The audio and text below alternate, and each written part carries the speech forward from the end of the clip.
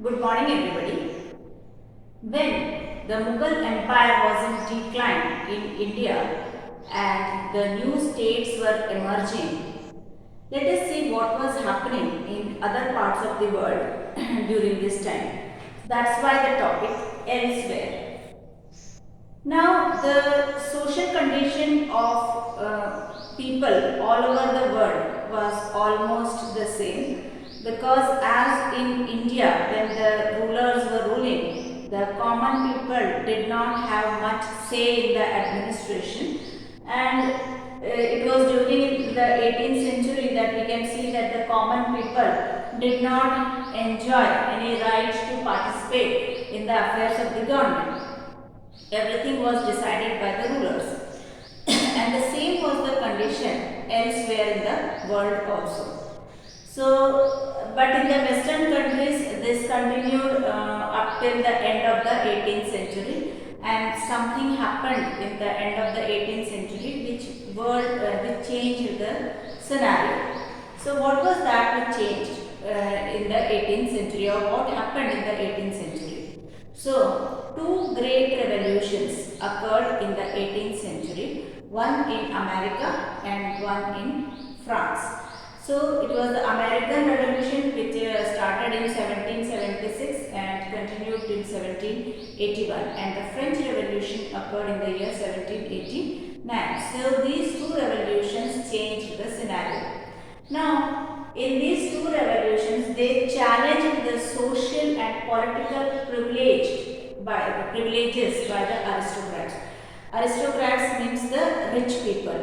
So, especially if we talk about France, during that time, the France was divided into three estates.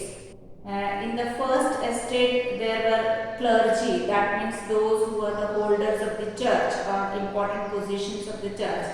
And in the second estate were the nobles, and in the third estate were the common people. So it was the common people who had to pay all the taxes. And the first and the second estate, that the clergies and the nobilities, they did not pay any tax. So the common people were suffering under this system. And during that time, monarchy was there in France, and people did not have any say in the administration also, and they were suffering under this system.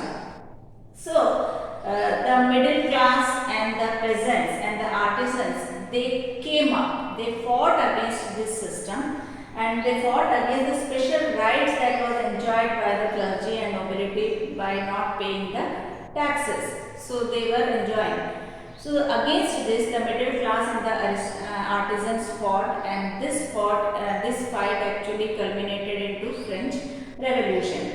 Now, the people who participated in the French Revolution, they believed that there is no group in the society which should have privileges by the birth. Here in French Revolution, we can see that, or in France, the clergies and the nobilities had the privileges by birth. That means if you are born in a clergy family, you are automatically going to get the privilege. If you are born in a noble family, you are going to get the privilege. So, privileges were given according to birth. But these people felt that privileges should not be given according to birth, but according to the merit of the person. So, they said that social position should depend upon the merit. Now, during that time in France, many philosophers also emerged, like Rousseau, Voltaire, Montesquieu. These French philosophers also suggested that there should be equal laws and opportunities for all the people. They also held that the authority of the government should come from the people.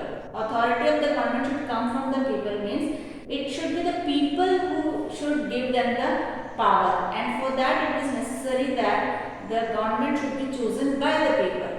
So, the authority of the government should come from the people, who must possess rights to participate in its affairs. That means people should have the right to participate in the administrative systems.